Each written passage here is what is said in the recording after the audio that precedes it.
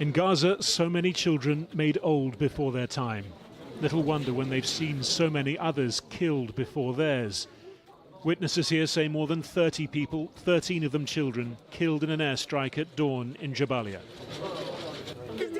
They mourn a young girl. Remember, a final conversation. She told me she wanted to eat maftool. So I said to her, I'm here to serve you, my dear. I'll cook maftool for you. Just tell me what you wish for, my dear. The strike destroyed a family home where displaced relatives were sheltering. For the survivors, nothing to do but grieve. So many loved ones gone in an instant. This is a displaced girl who came from the Jabalia camp to Jabalia town. But she was martyred in her grandfather's house. Most of them are remains, children, but remains. They don't belong to any military faction or organization. Here they are, in pieces. At the attack site, efforts to find others trapped under the destruction dwarfed by its scale.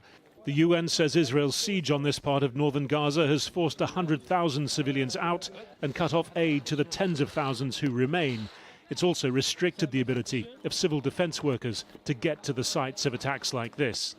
There are no ambulances, no civil defense, nothing. God is great. These people who died were disabled, people with no connection to any organization, and posed no threat to the Jews. Israel said the strike was against terrorists operating here, saying the details were under review. Hours earlier in Tel Aviv, the latest demonstration calling for a ceasefire and the return of Israeli hostages. Hopes worn thin already, given a further blow this weekend with Qatar's announcement it was suspending its role in the negotiations, though pushing back on reports it would soon expel Hamas officials from the country.